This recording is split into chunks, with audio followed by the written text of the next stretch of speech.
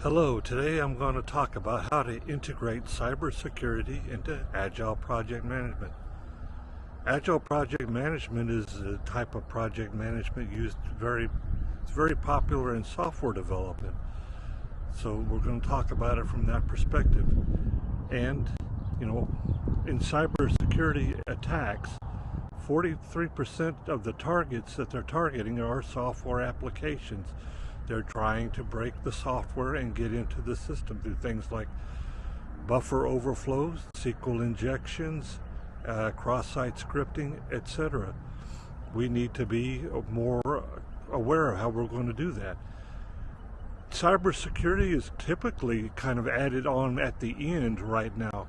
It needs to be integrated into Scrum in every phase of the process.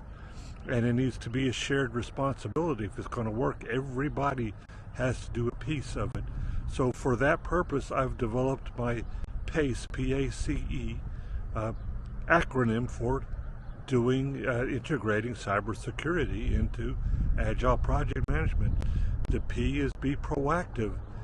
When your user stories, each user story should be a cybersecurity component to it.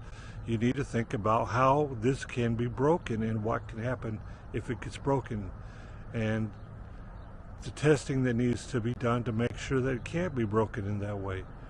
A is for automation. Automation is, since we have to move at a fast pace, we need to be able to automate this testing. We need to be able to have code scanning tools, and we need to have tools that automatically will try to get a buffer overflow or do a SQL injection to the code, etc., into the built applications. So automation is going to be very important. And C is for continuous. We need to be continually doing this testing, continually to do threat modeling. We need to figure out what's going to break the system and what's going to break the code, and continually do the test over and over again throughout the sprint process, not just at the end. And the E is for education. That's the E in PACE. Each member of the team will now have to take over a security process and use the security tools over this process. For that, they'll need to be educated. So here's your call to action. Then take one of these options, P, A, C, or E, and try to implement them on your team this week. Thank you.